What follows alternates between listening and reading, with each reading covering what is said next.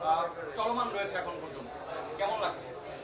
আমার যেরকম মনে হচ্ছে যে পৃথিবীর প্রত্যেকটা মুহূর্ত যেরকম ক্ষণে ক্ষণে চেঞ্জ হয়, কিন্তু মনে হয় যে নতুন।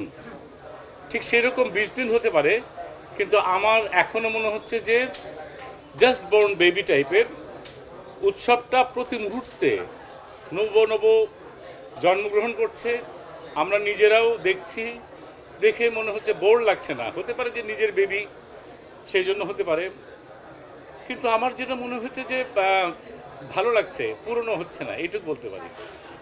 এবং এটা মনে হয় 20 দিন কেন, আশা করি 20 বছরও পুরনো হবে না ইনশাল্লাহ।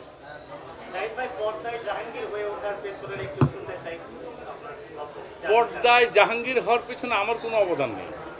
টোটাল অবদানটা হচ্ছে তানিম নূরের। এবং এই ছেলেটার প্রতি, কাছে আসো, এই ছেলেটা এত আদরের ছেলে এবং এত কনফিডেন্ট। ও প্রথমে দেখে আমার বাসায় গেল, মৌয়ের সঙ্গে কথা হলো, মৌকে বলল যে আপু ওই ছবিটা করছি, ছবিটা ভালো হবে। আমাকে বলল, আমি অন্য একটা প্রজেক্টে ওর সঙ্গে মাঝে মাঝে কথা হতো, ওই প্রজেক্টটা হয়নি।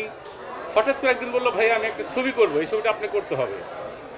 তা বললাম, তোমার যে প্রজেক্ট নিয়ে কথা হচ্ছে সেটা বলো, ওটা বাদ দেন, আপনি ছবি করবেন। তারপরে আমাকে বলল যে আপনার কাছে আমি একটা জিনিস চাই, আপনি একটু ঠান্ডা মাথায় শুধু অভিনয়টা করবেন, তাহলে আমার ছবি হিট হবে। শুটিং করতে যে অনেক সময় বিরক্ত হতাম, আমি বিরক্ত হই, আর ওর সাচ এ নাইস বয় আমাকে বলকে, না না আপনি কিন্তু ক্যারেক্টারে আছেন। আমি উল্টে বিরক্ত হচ্ছে ওর উপরে, সে পজিটিভলি বলতেছে, না না আপনি ক্যারেক্টারে আছেন। এটা আমাকে মুগ্ধ করেছে। আমার কাছে একটা জিনিস মনে হচ্ছে ভাইয়া, আমি পোস্টারটা দেখলাম, ছবি দেখলাম, রিভিউ দেখলাম, প্রথমত আপনাদের কাছে আমি অনেক কৃতজ্ঞ, আপনারা প্রথম জানিয়েছেন।